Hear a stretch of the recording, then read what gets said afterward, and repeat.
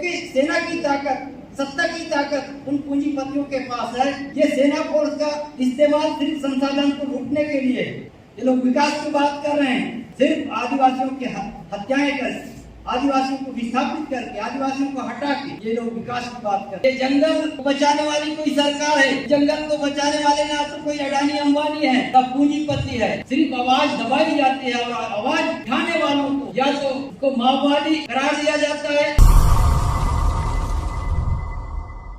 आज आदिवासियों की हालत देश के अंदर में मात्र एक कीड़े मकोड़े की तरह है। देश के महामहिम राष्ट्रपति आदिवासी हैं, यहाँ तक छत्तीसगढ़ के मुख्यमंत्री आदिवासी हैं, यहाँ तक मणिपुर के राज्यपाल आदिवासी हैं। उसके बावजूद आदिवासियों की स्थिति बहुत दयनीय है, इसलिए कि कभी उनकी आवाज उन जंगलों से न राजधानी पहुंचती है न दिल्ली पहुंचती है। वो जंगल में ही खामोश आवाज की तरह दबी, उस राग में चिंगारी की तरह कभी तेज होता है, कभी फिर शांत टाइप का जो रहता है माहौल। आज बस्तर से बहुत सारे साथी आने वाले थे, लेकिन परिस्थितियां वहां की बहुत खराब है। अपनी बात कहने सरकार के पास भी जाएं तो हमें रोकी जाती है।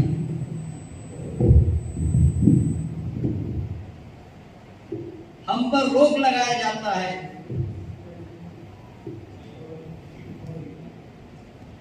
रोका जाता है और हमारे गाड़ियों को रोक के गाड़ी के ड्राइवरों को पीटा जाता है। आज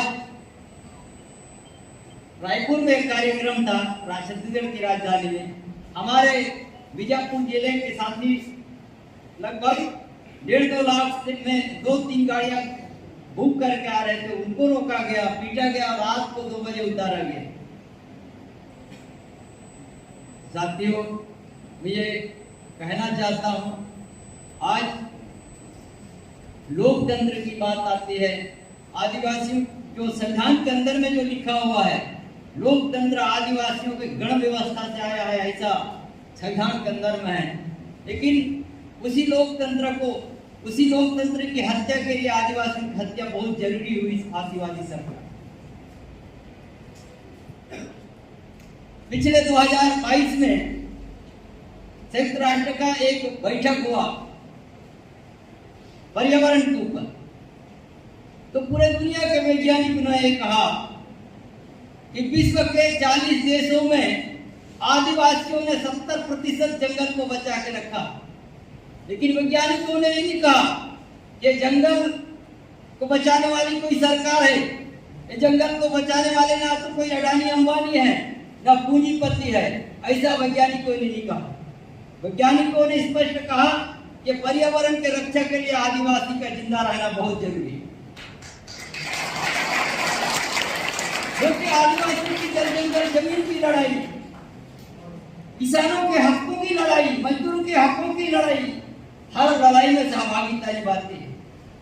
मणिपुर में जब घटनाएं हुई तो जितने बस्तर में जन आंदोलन है, अंदर में जंगल के अंदरों में जो आंदोलन हो रहा है, वहां कड़ा विरोध किया गया, क्योंकि ठीक उसी तरह से समझ के समय में घटनाएं हुई जो हमारे हिमांशु दादा अच्छी तरह से बता रहे हैं। घरों को जलाया गया। बीजापुर जिले की घटना जो 16 महिलाओं के साथ बलात्कार किया गया, कोई कार्रवाई नहीं होती, सिर्फ आवाज दबाई जाती है और आवाज उठाने वालों को या तो उसको माओवादी करार दिया जाता है या फिर कोई बुद्धिजीवी उस आवाज में आवाज मिलाना चाहे तो बुद्धिजीवियों को भी अर्बन नक्सल के केस में डाल देते हैं। देखिए यहाँ, और कभी भी वहां उस क्षेत्र में जहां पे आदिवासियों के ऊपर हत्याएं हो रही है, आदिवासियों को हत्या किया जा रहा है, वहां अभी भी कोई मानवाधिकार संगठन को जाने नहीं दे रहे हैं, पत्रकारों को जाने नहीं दे रहे हैं, हर कैंप में रोका जाता है। हम जैसे लोगों को भी वहां जाने नहीं दिया जाता है। हमको भी 10 जगह हर कैंप में अपना आइडेंटिफाई कराना पड़ता है।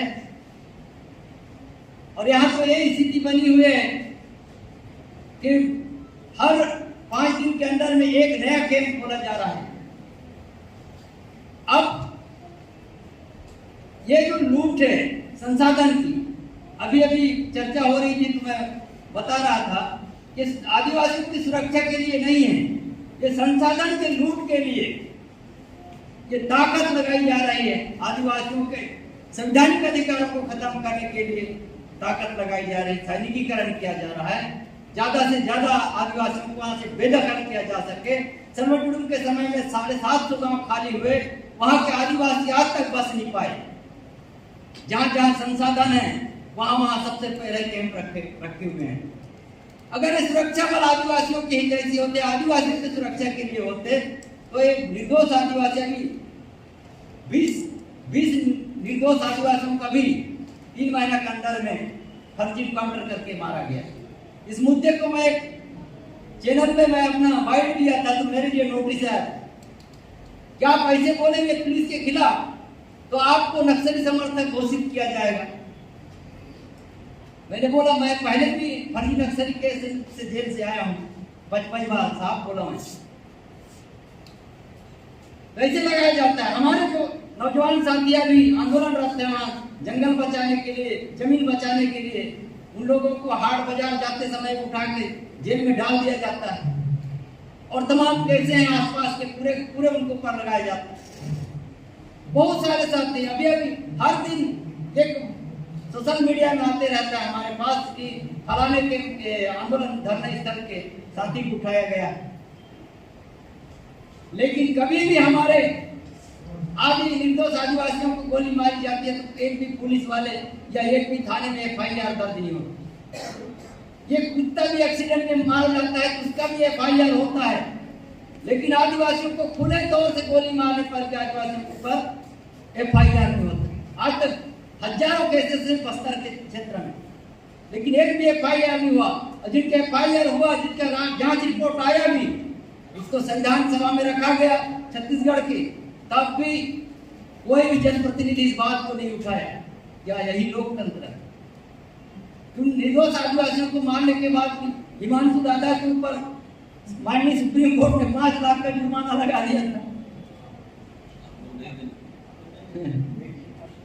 लीजिए, विरोध किया हम जंतर मंतर के साथ में, हम नहीं देंगे कर। ये सही बात है, ऐसा दबाया जाता है। सुरक्षा बलों के काम में हस्तक्षेप कर रहे होते हैं, हमको बार बार रोका जाता है। मुझे तभी एक आदेश दिया आने वाला है, क्या बस्तर तरफ के कोई आंदोलन में मत जाओ कर। तो ऐसे ही स्थिति है। ये सैनिकीकरण जो कर रहे हैं वो पूरा ये संसाधन के लूट के लिए, और अभी तो 50 कैंप फिर खुलने वाले, फिर 50 कैंप हर 5 किलोमीटर, हर 4 किलोमीटर में एक कैंप है। यहाँ तक कि गांव वालों को अपने खेत जाने के लिए भी उनको आधार कार्ड दिखाना पड़ता है। निजी स्वतंत्रता खत्म हो चुकी है बस्तर में, कोई स्वतंत्रता नहीं है। उनको बाजार जाने के लिए आई कार्ड दिखाना पड़ता है, जैसे वहां से कानून लागू हो गया। ऐसी भारी परिस्थिति में हमने कई बार कोशिश भी किया, तमाम हमारे दिल्ली के बॉर्डर में लड़ रहे किसान साथी और मजदूर साथी और अलग अलग राज्यों में लड़ रहे उन साथियों से हम अपील करना चाहते हैं कि अभी मणिपुर वाले भाई बोले कि पूरे भारत के अंदर में, पूरे विश्व के जितने भी आदिवासी जो मूवमेंट है, आंदोलन है, संसाधन को बचाने की आंदोलन हो, चाहे मानवाधिकार को बचाने का आंदोलन हो, सबको एक मंच में आना चाहिए करके मैं भी अपील करना चाहता हूँ ये ऐसा हो, क्योंकि सेना की ताकत, सत्ता की ताकत उन पूंजीपतियों के पास है जिन पूंजीपतियों के खिलाफ हमारे शहीद भगत सिंह से लेकर आज तक हम तमाम लोग लड़ रहे हैं। जो मेहनत का जनता है वो उनके आदर्शों पर चलने की बात करते हैं और उनके विचारों को लेकर लड़ रहे हैं, तो ये करना ही पड़ेगा। मैं तो कहता हूँ भारत आजाद हुआ होगा, लेकिन आदिवासी आज भी गुलाम है इन सत्ता में बैठे हुए उन चंद पूंजीपतियों के दलाल नेताओं के, उन सत्ता के।